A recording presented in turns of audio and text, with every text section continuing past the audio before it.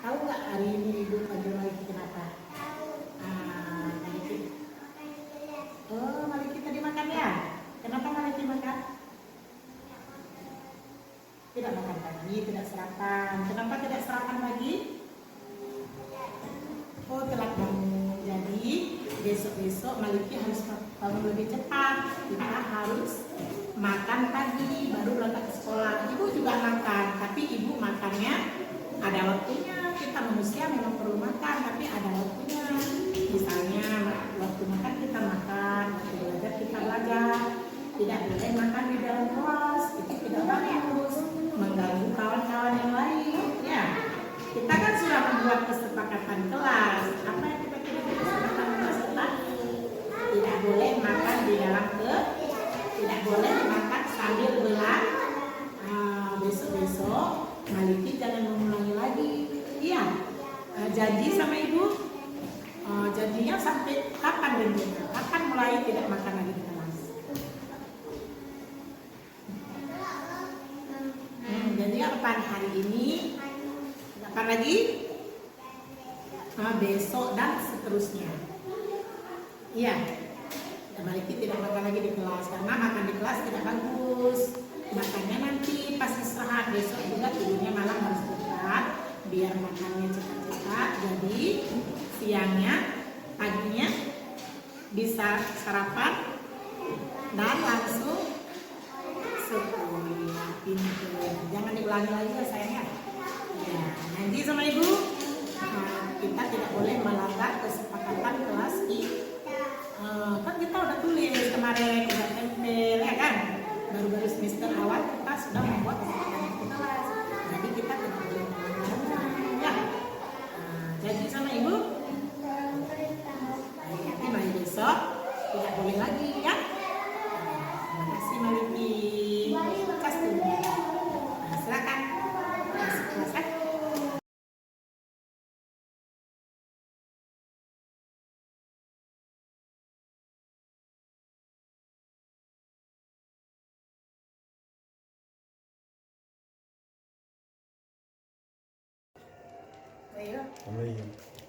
Assalamualaikum warahmatullahi wabarakatuh. Waalaikumsalam warahmatullahi wabarakatuh.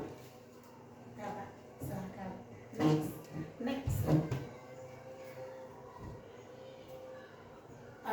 Baiklah, hari ini kita akan memaparkan aksi nyata dengan judul Diseminasi Penerapan Budaya Positif di Lingkungan SD Negeri 5 Ulin.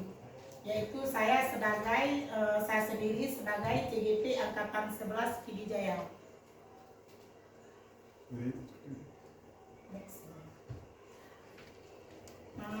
Baiklah, oke Bu, sebelum kita masuk ke pertanyaan tematik, saya mau menyampaikan sebelumnya, misalnya kalau ada kata-kata yang salah nanti saya mohon maaf karena di sini saya bukan menjadi menggurui Bapak Ibu semua, karena Bapak Ibu mungkin lebih ilmunya daripada saya. Cuma ini karena menyangkut tugas dari CGP ini sendiri, yaitu saya harus di sini sebentar. Terima kasih atas waktu dan kesempatan dari Ibu. Nanti kalau misalnya saya ada salah, mohon dikritik, dan kalau ada pertanyaan yang kurang berkenan atau apa ditanya, nggak apa-apa. Ini sih kita sudah sampai di pertanyaan tematik. Di sini ada beberapa pertanyaan. Yang pertama, hukuman dapat mendisiplinkan anak. Setuju atau tidak menurut Bapak Ibu? Tidak. Tidak setuju. Yang kedua, pemberian hukuman dengan hal positif seperti membaca atau membersihkan halaman sekolah dapat meningkatkan disiplin anak. Setuju atau tidak itu? Tidak, Ibu. Tidak ya. Tiga, memberi penghargaan dapat meningkatkan motivasi belajar anak. Memberi penghargaan. Penghargaan itu berupa apa? Misalnya apapun, entah pemberian bentuk barang atau bentuk dengan kata-kata semangat, itu banyak modelnya. Next Pak, nanti di depan ada penjelasannya lagi. Jadi di sini ada beberapa topik di sini. Topik ini bukan banyak Ibu, karena kami kan di CGP itu ini sudah modul keempat. Jadi satu modul dari satu paket itu ada 4 modul. Semua dirangkum di sini. Yang terakhir ini di aksi nyata ini kita rangkumkan dari yang pertama sampai yang keempat. Makanya di sini agak banyak topiknya karena dari modul 1, 2, 3 dan 4 dikumpulkan semua. Yang pertama topiknya disiplin positif dan nilai-nilai kebajikan universal. Yang kedua teori motivasi, hukuman dan penghargaan atau restitusi. Yang ketiga keyakinan kelas. Yang keempat kebutuhan dasar manusia dan dunia berkualitas. Yang kelima restitusi, 5 posisi kontrol. Yang 6 restitusi, segitiga restitusi. Next. Pembelajaran 2.1 itu di modul 2.1 Bapak Ibu ya. Disiplin positif dan nilai-nilai kebajikan universal. Di sini ada perubahan paradigma. Yang pertama kegiatan kepalan tangan. Ini tangan, misalnya ini kepalan tangan. Ada si A dan B. Anda dan teman Anda itu berarti 2 orang. Sobeklah secari kertas kecil, tuliskan benda atau sesuatu yang sangat berharga untuk Anda. Letakkan di salah satu tangan Anda dan genggam benda sesuatu tersebut dengan segala daya. Buatlah sebuah kepalan. Teman Anda B akan mencoba dengan sekuat tenaga dengan berbagai cara untuk meminta Anda memberikan benda tersebut.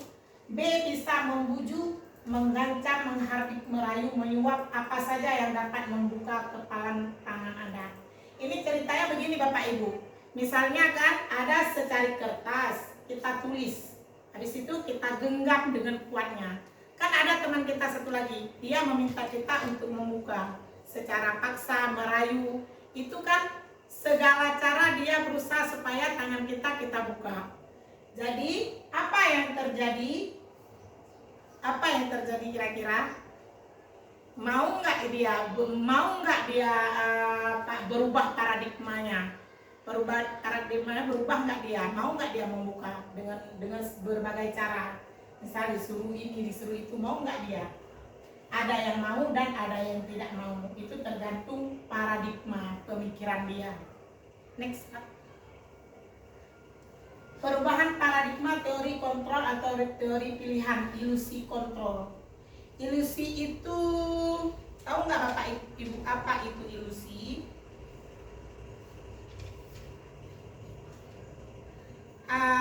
Jadi ilusi itu yang pemikiran kita yang tidak nyata, yang dalam pikiran itu hayalan kita. Jadi ilusi. Di sini ada perubahan paradigma teori kontrol atau teori pilihan, yaitu ilusi kita, pemikiran kita yang tidak nampak.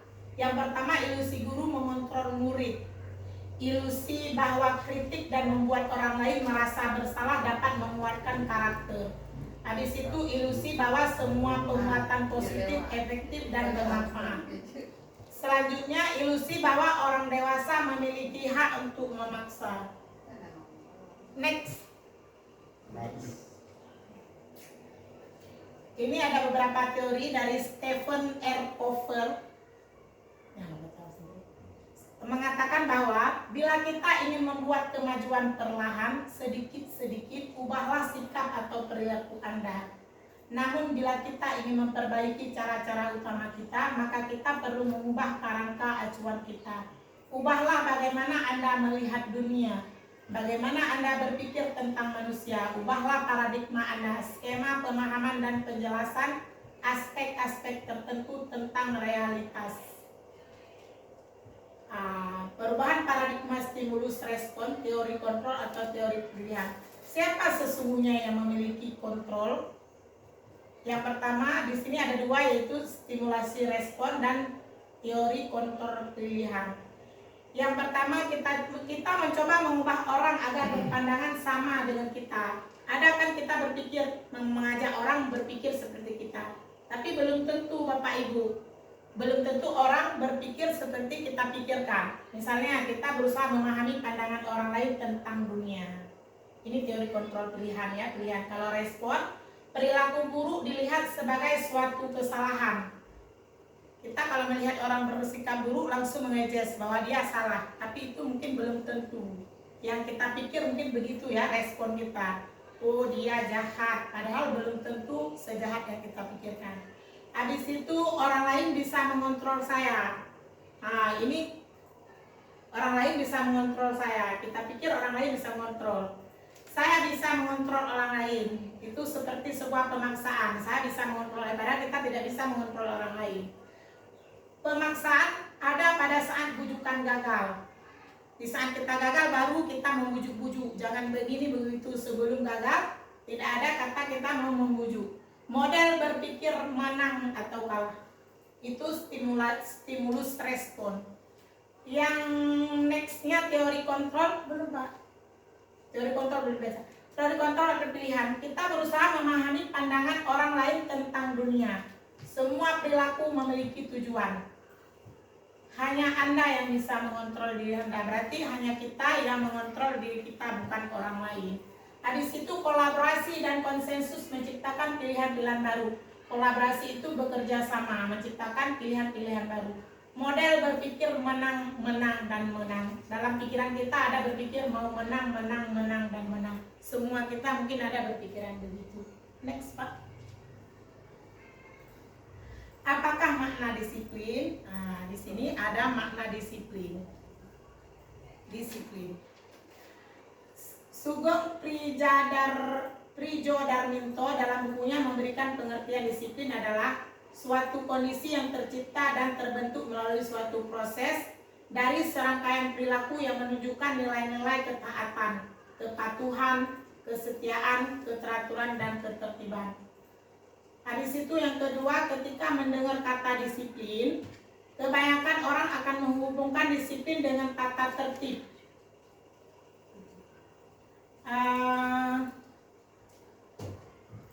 Orang akan menghubungkan disiplin dengan tata tertib, peraturan, dan kepatuhan. Habis itu kecenderungan umum adalah menghubungkan kata disiplin dengan ketidaknyamanan, bukan dengan apa yang kita hargai atau pencapaian suatu tujuan.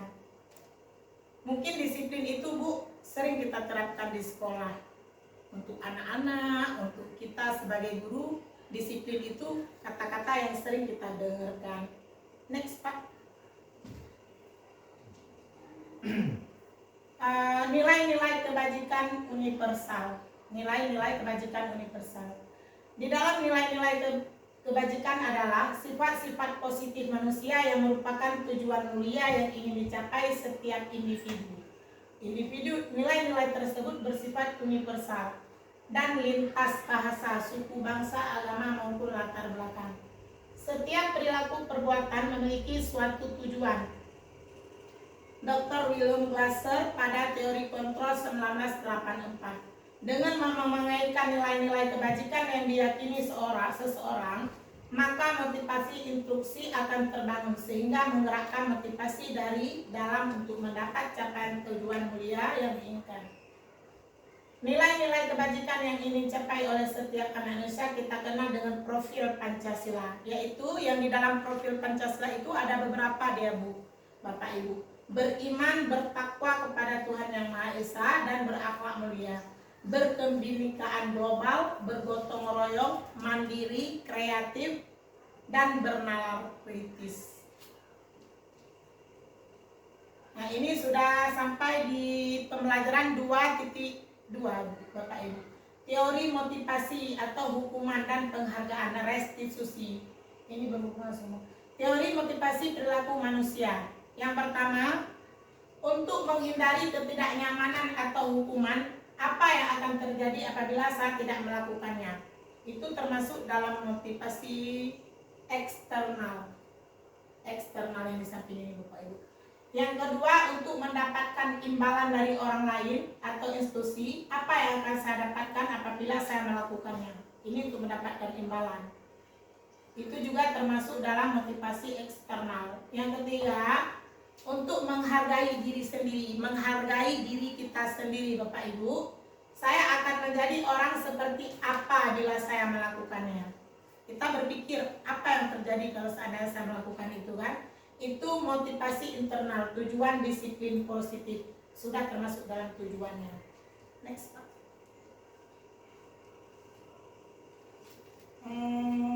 Di sini dihukum oleh penghargaan. Kita di sekolah anak-anak kita pasti kita ada memberi yang namanya hukuman oleh penghargaan. Berarti selama ini kita memberi untuk anak-anak memberi hukuman itu sebenarnya menurut orang ini tidak boleh, tapi kita sudah melakukannya, sebenarnya tidak apa-apa juga, tapi di sini ada dihukum oleh penghargaan.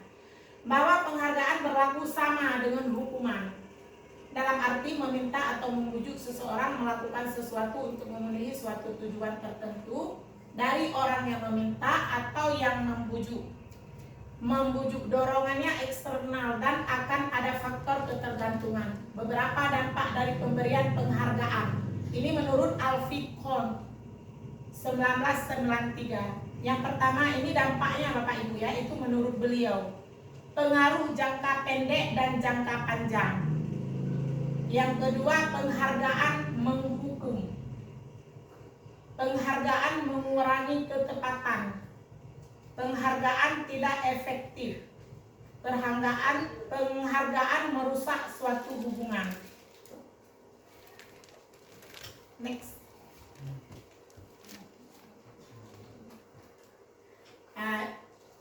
Ini ada 3 lagi dihukum oleh penghargaan. Yang pertama, penghargaan menurunkan kualitas mungkin kualitas harga dirinya Pak. Yang kedua, penghargaan mematikan kreativitas. Yang ketiga, penghargaan mengurangi motivasi intrinsik. Berarti hukuman oleh penghargaan ini ada 3, yaitu menurunkan kualitas dia.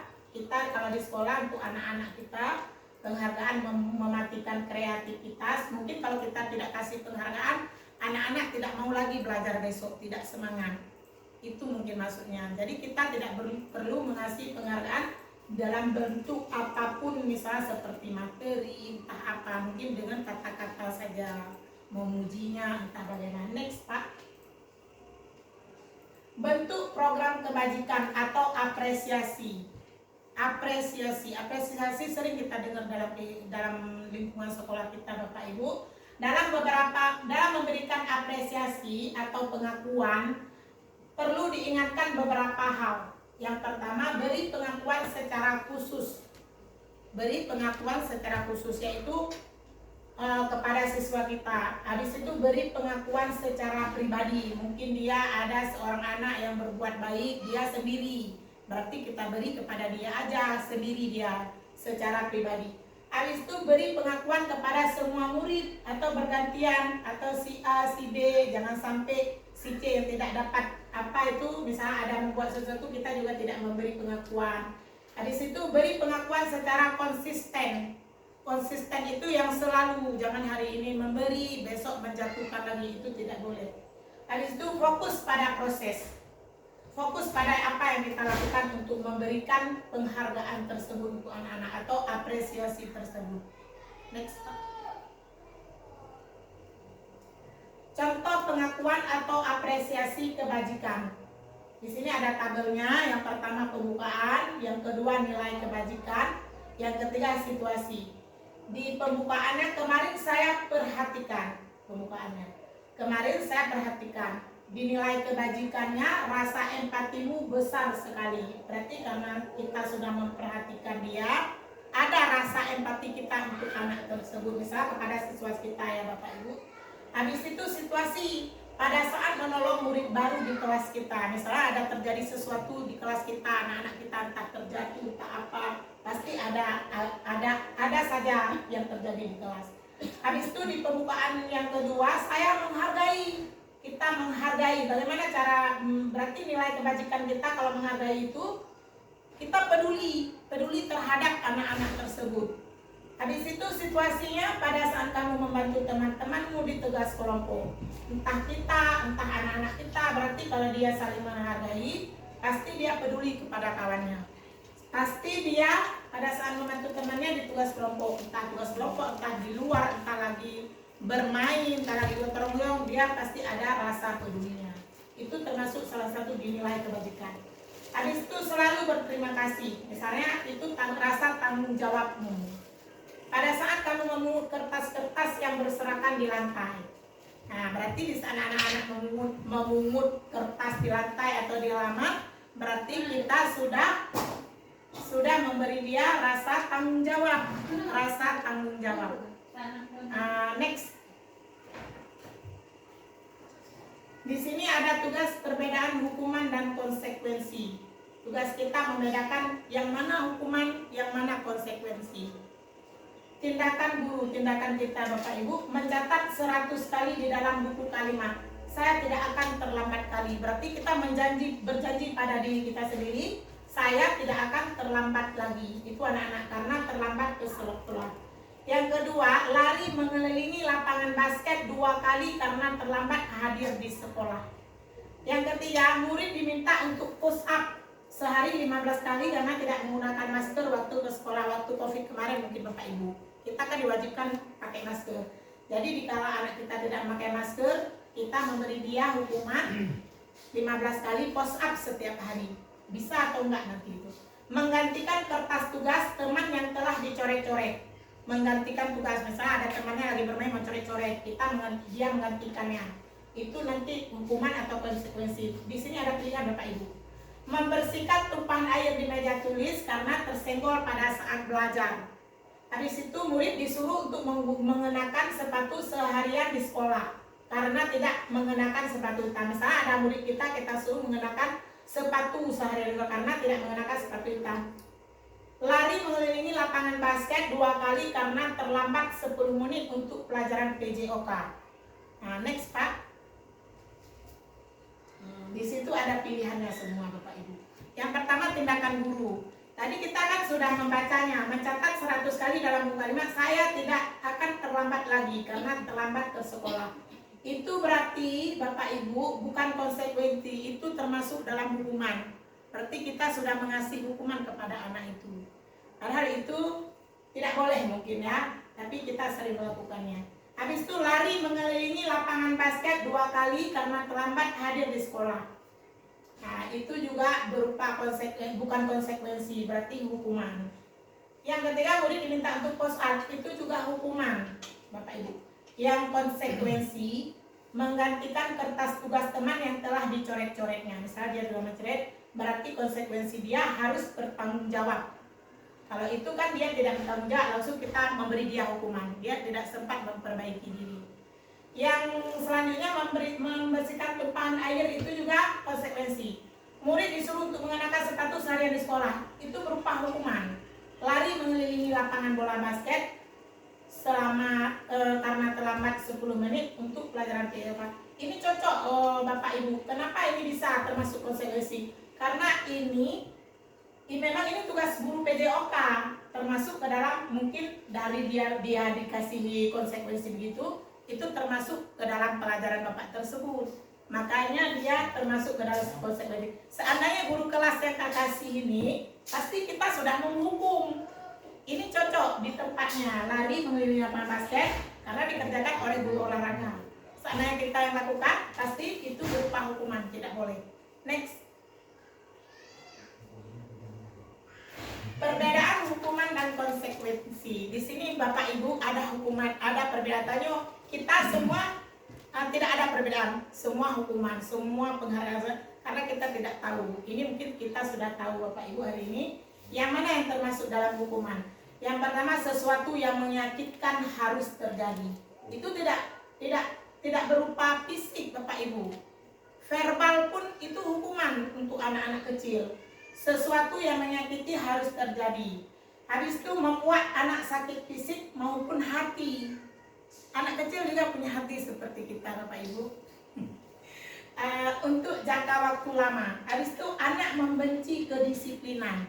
Anak itu akan membenci kata disiplin karena kita sudah menghukum dia. Mendorong anak menyakiti diri sendiri. Mungkin di tempat kita belum ada anak-anak yang bunuh diri. Tapi kalau di Jepang sudah terjadi Bapak Ibu, karena anak stres tertekan, maka dia akan membunuh diri. Kita belum ada, mungkin anak-anak kita belum ke situ kepikirannya. Masih baik-baik saja otaknya ya. Mendorong anak menyakiti diri sendiri. Habis itu konsep diri yang buruk. Anak belajar untuk menyembunyikan kesalahan.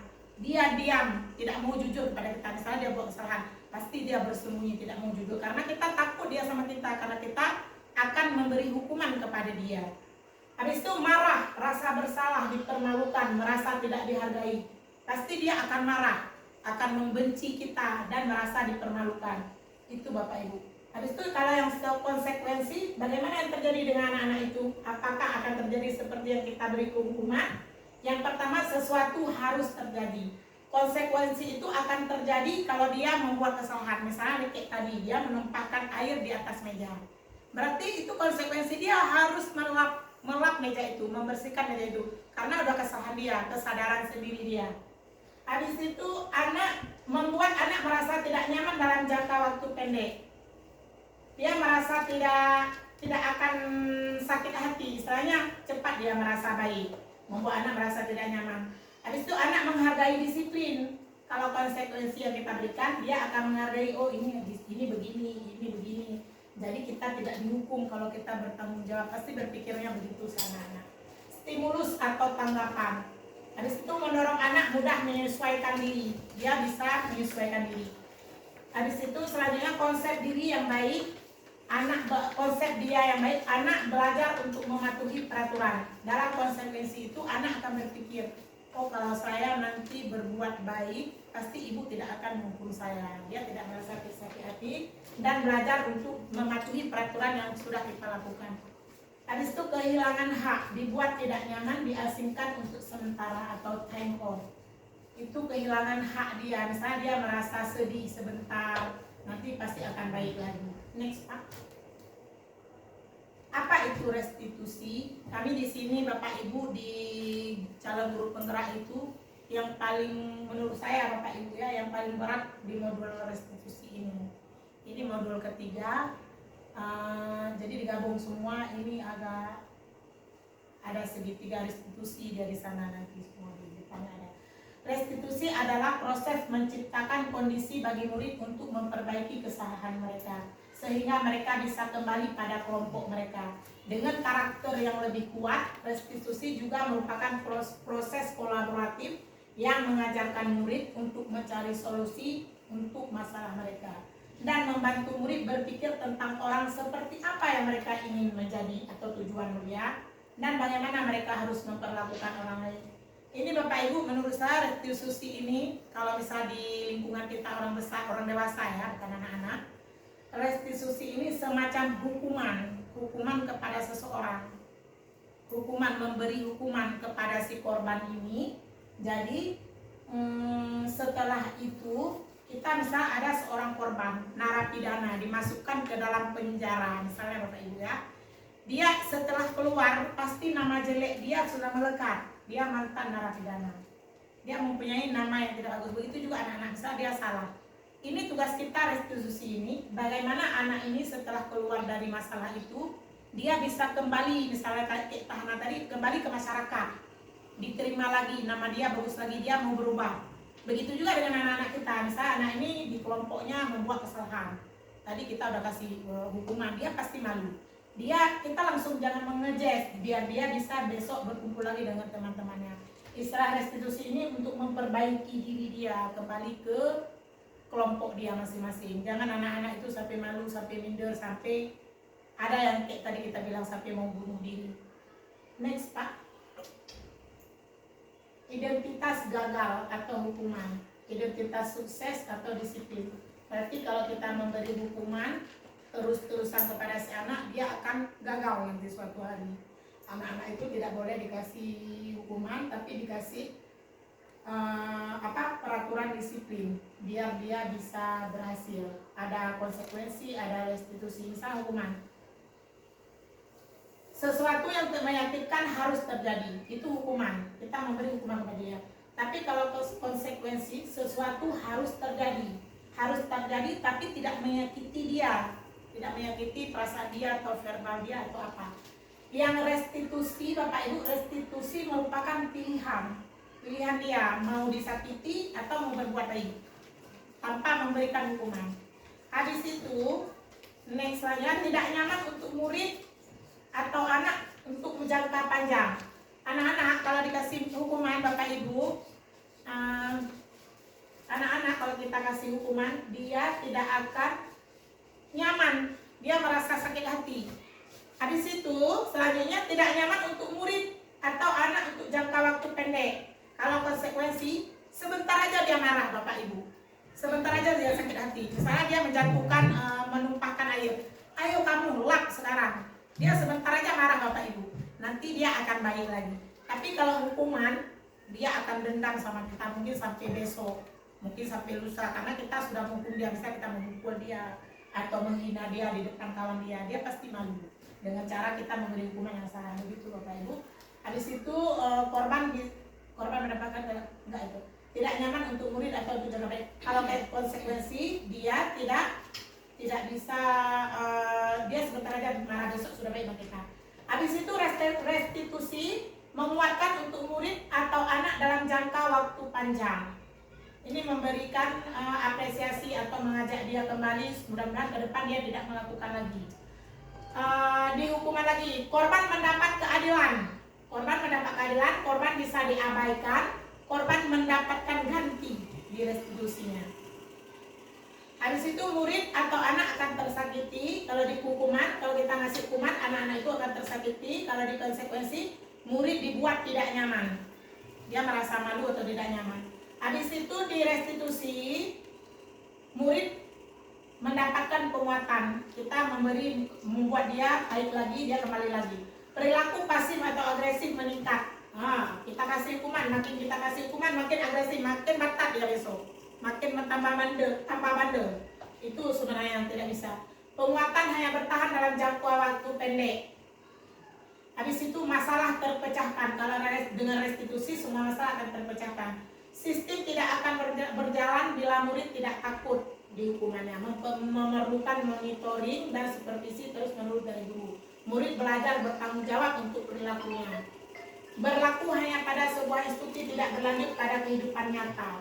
Membuat penerapan mengikuti peraturan dan masyarakat, fokus pada mencegah masalah dan yang kawasan saja. Peraturannya adalah kamu harus. Apa peraturannya? Mampukah kamu melakukannya? Terima kasih. Apa peraturannya? Apa yang kamu yakini? Apa yang bisa kamu lakukan untuk memperbaiki masalah ini?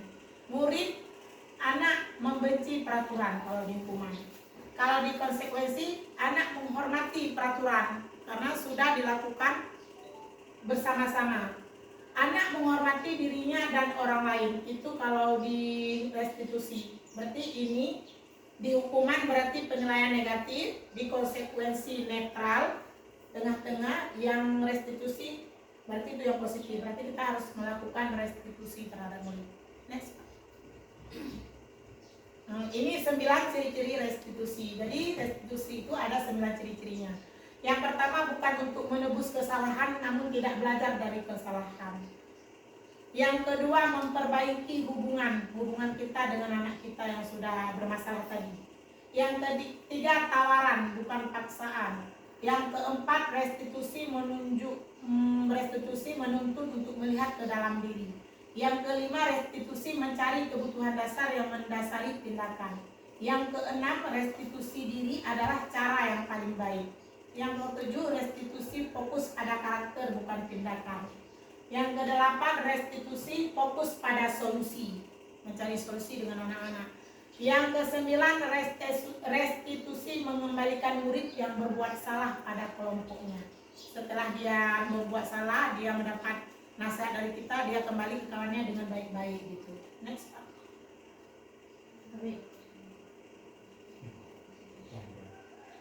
Pembelajaran ketiga sekarang. Keyakinan kelas. Next.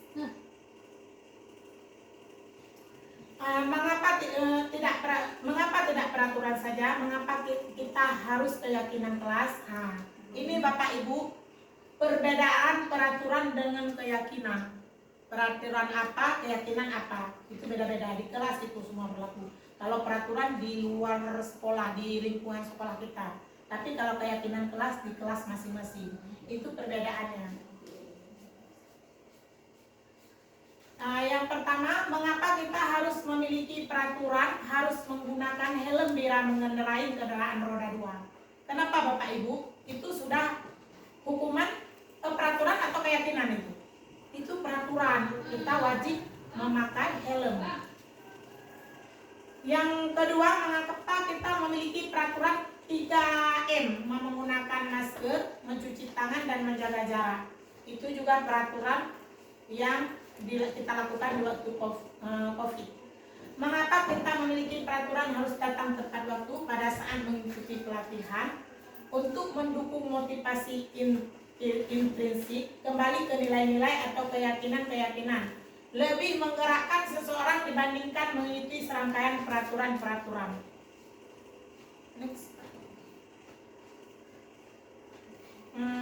Di sini ada beberapa keyakinan kelas. Inilah Pak, Bapak Ibu, perbedaan keyakinan kelas dan peraturan sekolah kelas.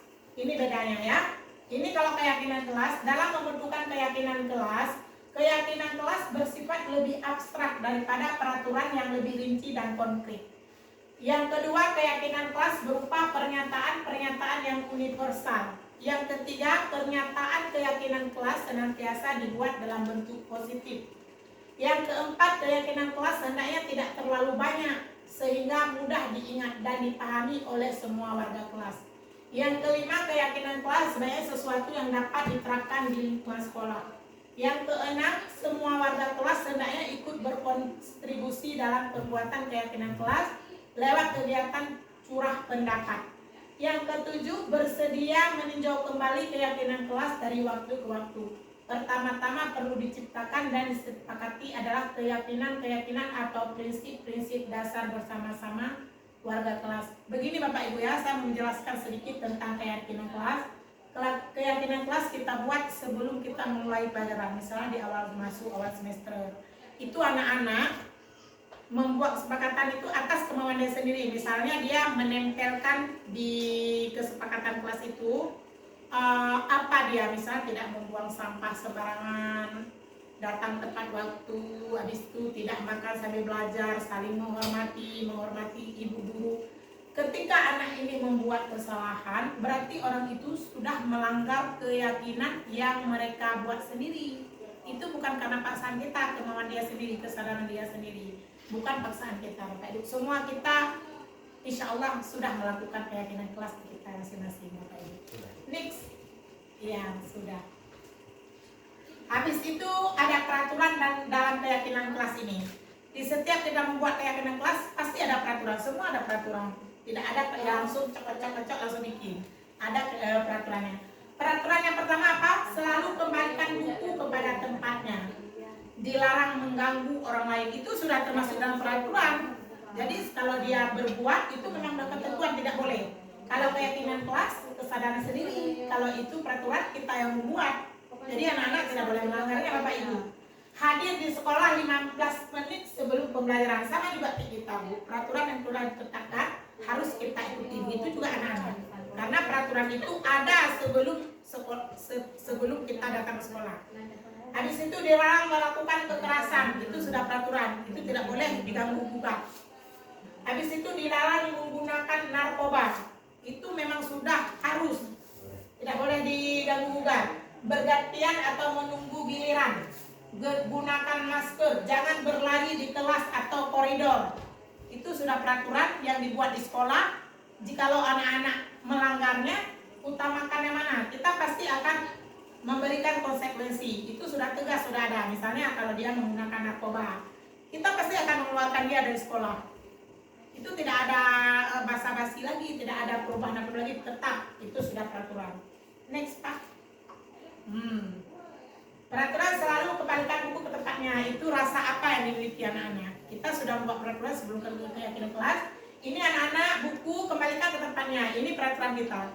Tapi di anak-anak apa yang terjadi di dalam diri? Berarti rasa tanggung jawab dia. Buku itu tidak boleh ditaruh sembarangan. Harus dikembalikan lagi ke tempatnya. Berarti tanggung jawab anak-anak itu sudah ada di situ. Habis itu dilarang mengganggu orang lain. Berarti itu kembalinya ke menghormati orang lain. Yang selanjutnya hadir tepat waktu, menghormati orang lain dan berkomitmen. Komitmen sekolahnya harus pagi. Sebelum jam 8 kurang 15 harus datang. Berarti dia harus datang. Itu sudah ada dalam diri anak-anak. Dilarang melakukan kekerasan. Itu keselamatan dan menghormati orang lain. Dilarang menggunakan narkoba. Itu sudah termasuk ke dalam kesehatan. Kalau kita memakai narkoba, pasti kesehatan kita akan terganggu. Bergantian atau menunggu giliran, menghormati orang lain dan bersabar. Bersabar dalam antri maksudnya Bapak Ibu. Apapun itu kita harus bersabar. Habis itu gunakan masker. Itu termasuk dalam kesehatan dan keselamatan. Yang satu lagi, jangan berlari di kelas atau koridor. Keselamatan dengan anak. Kadang-kadang dia berlari-lari di situ habis hujan, anak-anak bisa terjatuh atau terpeleset. Berarti udah peraturan kita buat. Anak-anak ini setelah mematuhi, di sini sudah ada rasa keselamatan dan keselamatan anak-anak itu. Next, Pak. Nah, ini sudah pembelajaran 4 Bapak Ibu, kebutuhan dasar dan manusia dan dunia berkualitas.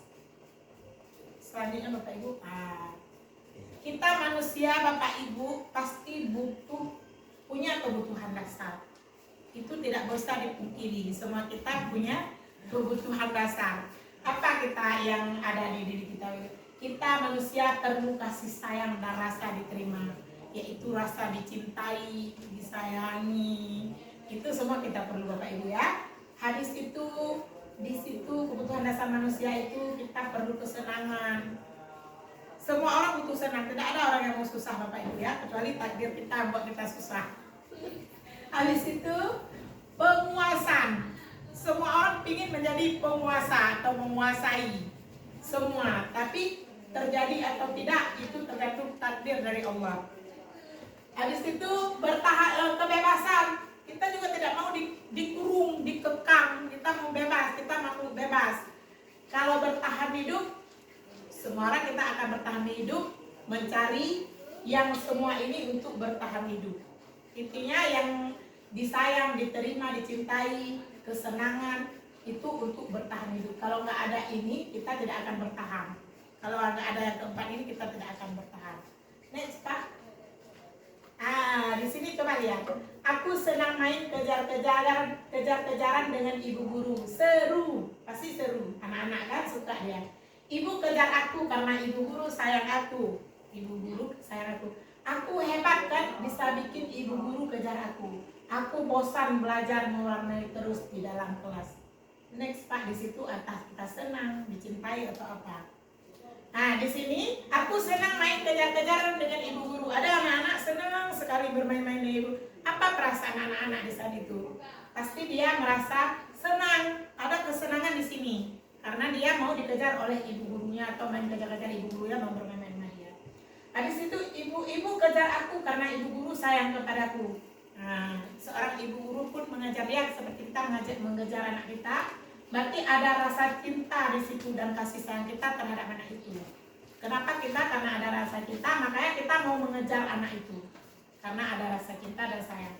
Habis itu aku hebat kan, bisa bikin ibu guru kejar aku. Berarti dia merasa dia hebat, merasa penguasa. Dia bos hari itu. Aku hebat kan, jadi itu termasuk dalam penguasaan. Habis itu aku bosan belajar mewarnai terus di dalam kelas. Itu dia pingin bebas, tidak mau dikekang, tidak mau di dalam terus, disuruh ngechat terus, dia mungkin mau berlari-lari di luar. Itu Bapak Ibu. Next, Pak. Sekarang pembelajaran kelima, 5 posisi kontrol.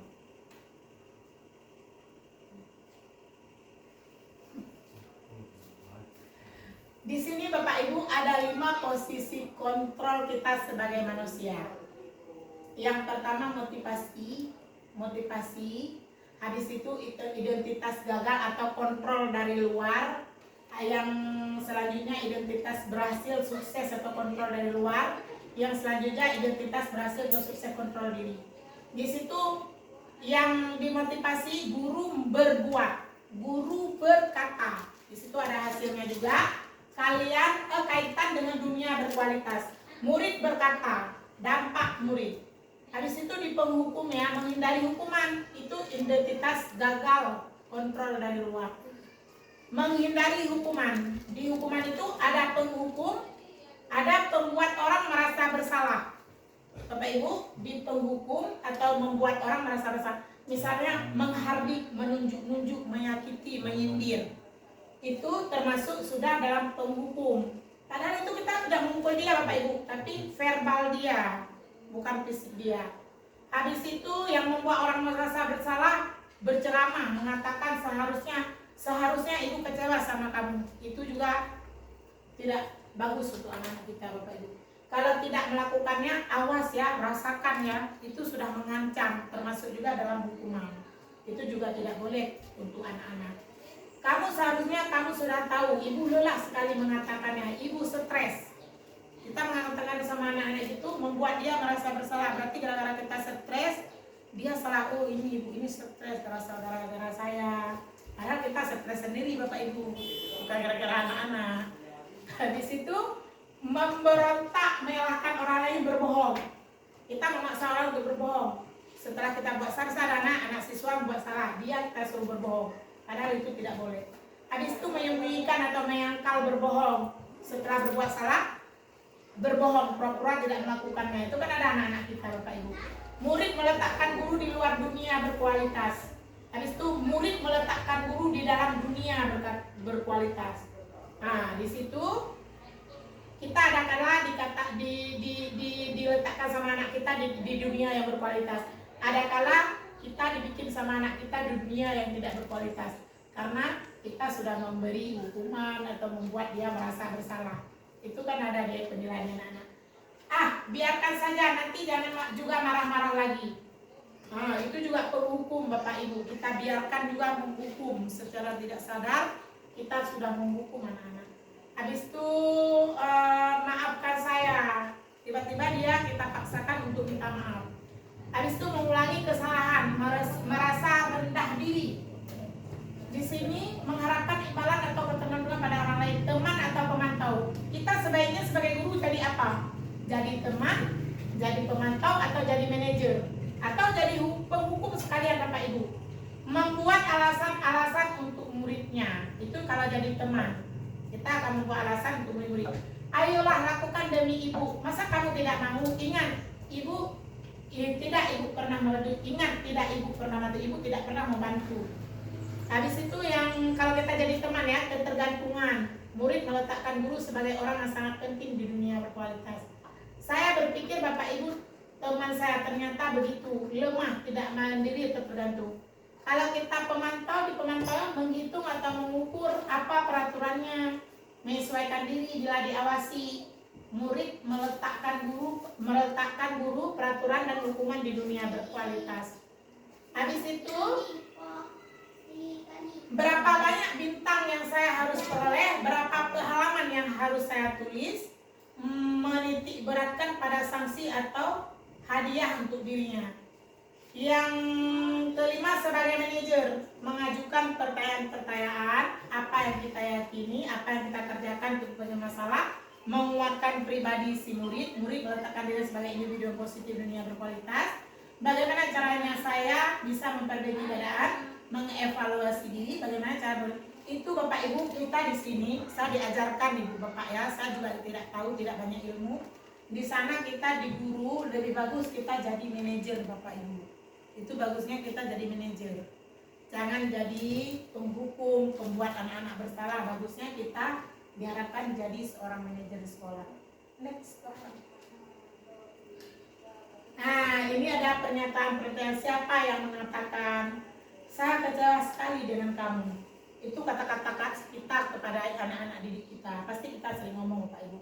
Membuat anak-anak merasa bersalah. Karena kita langsung, ibu kecewa sama kamu, dia merasa bersalah. Habis itu pernyataan kamu tidak pernah benar melakukannya. Itu sudah termasuk dengan penghukum. Ayolah lakukan demi ibu dan bapak. Itu sebagai teman. Kita mengajak dia seperti teman. Habis itu ada juga kita bilang, apakah kamu mau mendapatkan stiker bintang hari ini? Itu pemantau Bapak Ibu. Bagaimana kamu bisa menyelesaikan masalah ini? Ini baru kita sebagai manajer. Habis itu kamu selalu yang paling terakhir. Itu sudah termasuk ke penghukum lagi. Padahal bahasa ini Bapak Ibu sehari-hari kita sering mengucapkan, kita tidak tahu itu termasuk kemana. Jadi mungkin saya sendiri juga baru tahu hari ini Bu. Mungkin ke depan kita akan memperbaiki diri. Silakan Bapak. Nah ini sekarang sudah ke pembelajaran ke-6, yaitu segitiga restitusi. Itu sudah termasuk yang di atas tadi Bapak Ibu. Ini di sini ada gambarnya Bapak Ibu. Di segitiga ini seperti gambar di tepung terigu Bapak Ibu ya. Seperti gunung Merapi. Di sampingnya ada validasi kebutuhan.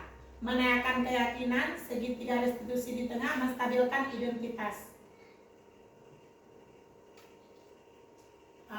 Nilai-nilai apa telah kita sepakati kemudian menjadi orang baik. Next ada kak? Ada di bawah lagi. Untuk membuat anak merasa gagal karena berbuat salah menjadi positif terhadap dirinya. Guru berkata, berbuat salah itu hal yang manusiawi. Tidak ada manusia yang sempurna. Bapak atau ibu juga buat salah. Kita pasti bisa menyelesaikan permasalahan ini. Bapak atau ibu tidak tertarik untuk mencari tahu siapa yang salah, siapa yang benar. Bapak ibu lebih tertarik untuk menyelesaikan masalah ini. Itu kata-kata bijak kita Bapak ibu ya. Kalau kamu menyalahkan dirimu sendiri terus menerus, apakah kamu bersikap baik pada dirimu sendiri? Itu kita jangan kata-kata motivasi untuk anak-anak kita. Jangan kata-kata yang tidak bagus. Next, Bapak. Di sini ada validasi kebutuhan membantu murid mengenali basic. Basic itu kebutuhan Bapak Ibu. Kebutuhan basic. Kebutuhan dasar yang ingin dipenuhi ketika melakukan kesalahan itu. Pada dasarnya setiap manusia tujuannya adalah memenuhi basic. Apakah itu power, freedom, love, cinta, kesenangan, yang 5 kebutuhan dasar manusia tadi Bapak Ibu. Misalnya di basic itu kebutuhan dasar kita. Yang power itu kekuasaan, kebutuhan cinta dan kasih sayang, kesenangan dan survival, kelangsungan hidup, bertahan hidup. Guru berkata, kamu bisa saja kan melakukan hal yang lebih buruk, tapi kamu tidak melakukannya kan? Kamu pasti punya alasan mengapa melakukannya. Apa yang penting bagi kamu? Kamu boleh tetap berusaha menjaga sikap itu, tapi tambahkan sikap yang lain yang baru. Maukah kamu belajar cara lain untuk mendapatkan kamu butuhkan tanpa harus memukul? Apakah kamu bisa melakukan dengan lebih baik lagi besok? Itu pertanyaan-pertanyaan kita terhadap anak kita. Menanyakan keyakinan. Anak melihat kesalahannya dihubungkan dengan norma sosial dan nilai-nilai yang mendasari manusia berinteraksi dengan orang lain. Berarti anak itu melihat kesalahan yang dihubungkan dengan sosialnya.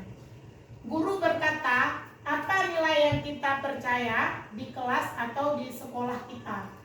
Nilai-nilai universal apa yang telah kita sepakati? Kelas yang ideal itu seperti apa sih? Kamu ingin menjadi anak seperti apa? Apa yang kamu rasakan ketika kamu melakukan itu? Kamu menjadi orang yang seperti apa? Nah, intervensi 30 detik. Intervensi bisa membantu murid kembali ke tujuan semula dengan cukup singkat, dengan cara non konfrontatif. Pertanyaan-pertanyaan yang diajukan biasanya dikemukakan oleh seorang pemantau atau manajer. Ini pertanyaan ini Bapak Ibu yang cocok dilakukan oleh seorang guru yang bersikap seperti manajer. Jangan sebagai penghukum. Itu guru yang sebagainya. Apakah kamu ingin berbuat lebih baik? Itu lebih bagus dilakukan oleh seorang guru yang bertindak sebagai manajer. Apakah saat ini kamu sedang menjadi orang yang sedang kamu inginkan? Apakah kamu bisa mengubah kegiatan atau perilaku kamu saat ini menjadi sikap yang lebih membantu? Habis itu, apakah wajar membuat kesalahan? Wajar nggak kita tanya sama murid? Dia pasti akan menjawab. Bisakah kita memperbaikinya? Apakah kamu lakukan saat ini sesuai? Kapan kamu siap untuk mulai? Peraturannya apa? Kan begitu kita tanya sama anak-anak. Sepertinya kamu punya masalah, saya bisa membantu apa? Saat ini kamu seharusnya berbuat apa? Apa yang bisa saya bantu agar kamu bisa melakukannya? Apakah saya bisa bantu kamu agar dapat segera mulai? Apakah tugas kamu saat ini? Bagaimana kamu diperlakukan pada kegiatan ini? Bisakah kamu melakukannya? Apa yang kamu inginkan? Peraturannya apa? Itu mungkin kata-kata yang bagus sebagai seorang manajer. Ini manajer. Manajer kecil. Next. Refleksi Bapak Ibu. Di sini di refleksinya nomor 1, hal baru apa yang mengubah paradigma saya yang saya dapatkan. Yang kedua, perasaan apa yang muncul selama mengikuti sesi ini, khusus khususnya mengenai makna disiplin dan motivasi intrinsik.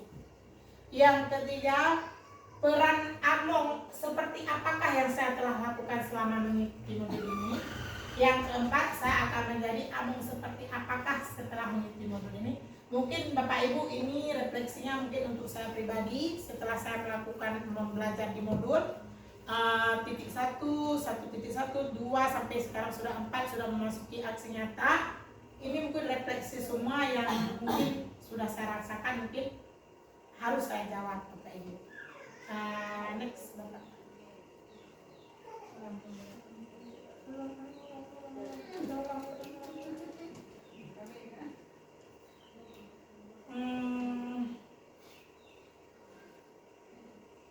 Bapak Ibu, di sini ada pertanyaan-pertanyaan sedikit lagi untuk kita jawab melalui intervensi selama 30 detik Bapak Ibu ya.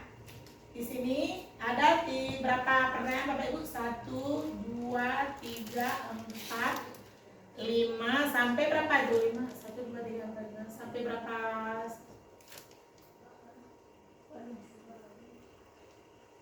15.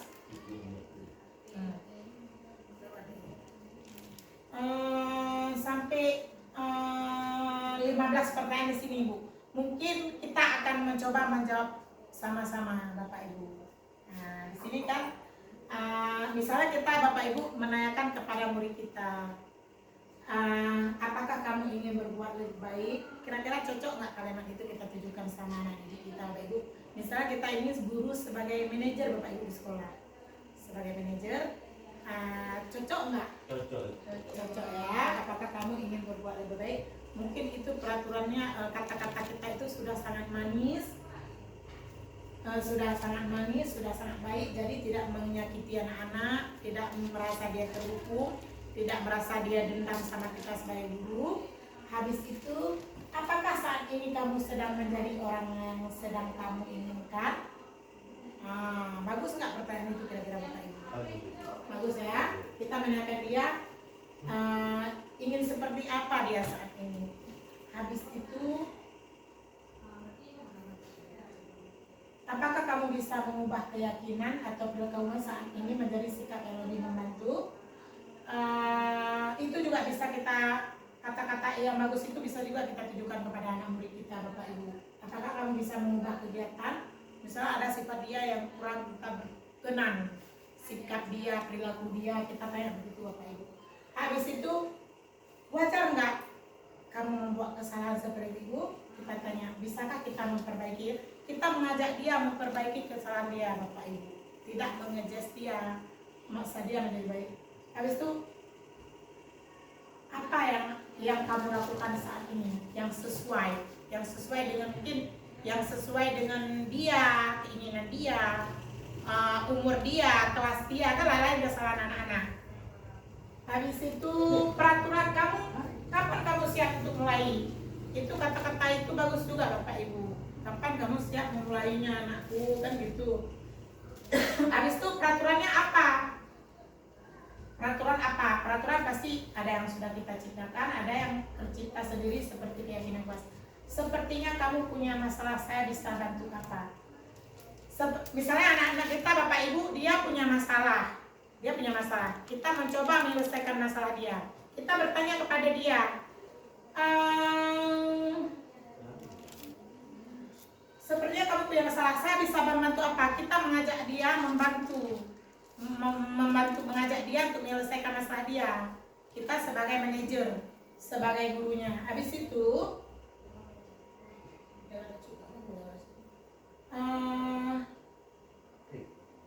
apakah saya bisa bantu kamu agar dapat segera selesai dengan masalah ini? Kita juga menanyakan sama anak-anak itu, mau nggak dia kita bantu, bisa nggak dia kita temanin, mau nggak kita menyelesaikan masalah dia. Mungkin ada anak-anak yang malu Bapak Ibu, dia tertutup, nggak tipikal yang misalnya terbuka dengan kita, tapi dia tertutup. Habis itu, apakah saya bisa bantu kamu agar dapat menyelesaikan? Apakah tugas kamu saat ini? Kita tanya juga, tugas dia apa hari ini? Mungkin dia ada lagi masalah besar. Habis itu, bagaimana kamu diperlakukan pada kegiatan ini? Mungkin di dalam tugas kelompok Bapak Ibu anak-anak kita merasa dengan kawannya itu ada masalah. Entah dia yang paling diam, entah dia yang paling lasak, mungkin dia ada dipukul sama kawannya. Kita bisa menanyakan sama anak itu, bagaimana kamu diperlakukan di sini? Misalnya lagi ada masalah dengan dia, apakah dia dipukul, apakah dia dimarah, begitu Bapak Ibu. Habis itu, apa yang kamu inginkan? Jadi peraturannya harus kita buat seperti apa? Kita tanya juga sama anak-anak itu, apa yang dia inginkan Bapak Ibu? Apakah dia ingin keluar? Apakah dia bosan? Atau dia ingin apa peraturan? Kita kesepakati bersama anak-anak kita. Next Bapak.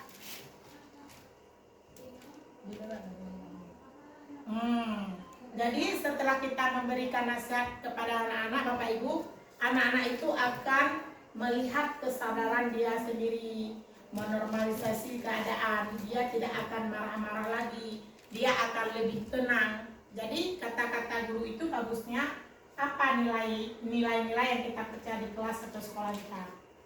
Nilai-nilai kita percaya di kelas atau sekolah kita. Berarti nilai-nilai kita percaya yaitu nilai-nilai yang telah kita buat, yaitu keyakinan kelas.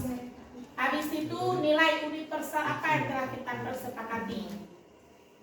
Misalnya kita sudah membuat keyakinan kelas, pasti di situ ada peraturannya, ada tugas-tugas yang sudah kita sepakati.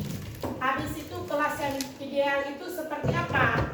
Kita lihat juga Bapak Ibu, kelas kita ideal enggak? Kelas kita sudah berantakan enggak? Cocok enggak? Bersih enggak? Itu juga termasuk dalam keyakinan kelas Bapak Ibu. Kamu ingin menjadi anak seperti apa? Kita tanya juga sama anak-anak kita, mau nggak kalian jadi anak-anak bodoh misalnya? Kalian mau seperti apa? Anak-anak pasti juga ingin pintar. Semua anak-anak ingin pintar, ingin bahagia, ingin jadi orang yang baik. Karena tujuan sekolah semua kita ingin bisa ya Bapak Ibu. Habis itu apa yang kamu rasakan? Kita juga tanya perasaan anak-anak. Hari ini dia merasakan apa? Senang nggak dia? Bahagia nggak dia? Lagi ada tidak enak hati nggak dia? Kita juga tanyakan keadaan atau kabar anak kita Bapak Ibu sebelum kita membuat keyakinan kelas di kelas kita. Habis itu ketika kamu melakukan itu, sanggup nggak kamu mempertanggungjawabkannya? Jawabkannya? Sanggup nggak? Begitu Bapak Ibu. Habis itu kamu mau menjadi orang seperti apa nantinya? Orang seperti apa? Apa dia mau jadi orang baik atau mau jadi orang yang tidak baik? Pasti anak-anak punya pilihan dan punya jawabannya masing-masing. Next. Nah, di situ ada refleksi Bapak Ibu. Mungkin bukan saya aja Bapak Ibu yang melakukan refleksi. Kita di sini bisa juga melakukan refleksi sama-sama sebentar Bapak Ibu ya. Misalnya hal baru apa yang mengubah paradigma kita? Paradigma itu pemikiran kita Bapak Ibu. Misalnya setelah Bapak Ibu hari ini mendengar masalah hukuman, bagaimana memberi hukuman, memberi konsekuensi segala macam, pasti kita ada berpikir Bapak Ibu ya. Habis itu perasaan apa yang muncul selama mengikuti sesi? Perasaan apa Bapak Ibu yang muncul selama mengikuti sesi ini? Senang atau tidak senang? Senang. Alhamdulillah, terima kasih. Habis itu perang amung seperti apa? Ke depan kita akan melakukan perang seperti apa Bapak Ibu? Apakah kita akan mengikuti seperti yang ada di modul ini Bapak Ibu? Insya Allah. Habis itu selanjutnya saya akan menjadi among seperti apa setelah mengikuti modul. Kita akan menjadi seperti apa setelah melakukan ini. Pasti kita ingin yang lebih baik ke depannya Bapak Ibu. Pasti kita tidak mau menjadi jelek sebelum ini. Coba Pak next. Di sini sudah habis Bapak Ibu. Sebelum kita tutup sesi ini, terima kasih Bapak Ibu sudah hadir di sini. Saya mau mengajukan beberapa pertanyaan dulu Bapak Ibu. Kira-kira ada nggak yang mau ditanyakan? Mungkin tidak ada pertanyaan, ada tanggapan atau pemasukan bagi saya, nggak apa-apa Bapak Ibu. Silakan Bapak Ibu memberi misalnya ada pertanyaan, kalau bisa saya jawab, kalau tidak bisa mungkin saya tunda, besok pasti saya jawab. Ada yang ingin ditanyakan Bapak Ibu?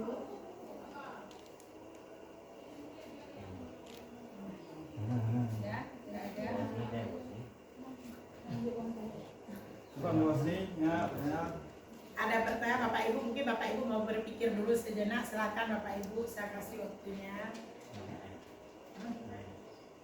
Pertanyaan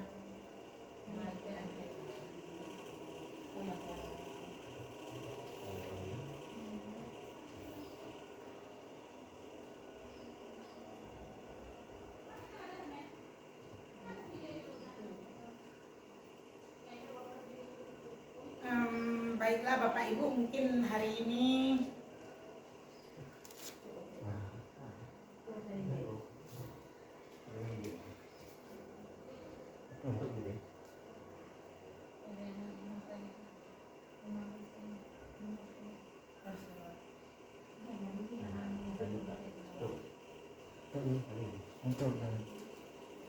Baiklah Bapak Ibu, untuk sesi kita hari ini mungkin terima kasih saya ucapkan kepada Bapak Ibu yang sudah meluangkan waktu untuk mendengar beberapa paparan saya. Mungkin saya belum sempurna Bapak Ibu, saya pun lagi belajar memperbaiki diri. Kalau mungkin ada ilmu yang saya dapatkan di PGP Angkatan 11, saya pun akan berbagi dengan Bapak Ibu. Mudah-mudahan apa yang saya sampaikan bermanfaat untuk kita semua. Terima kasih sekali lagi saya ucapkan ke Bapak Ibu.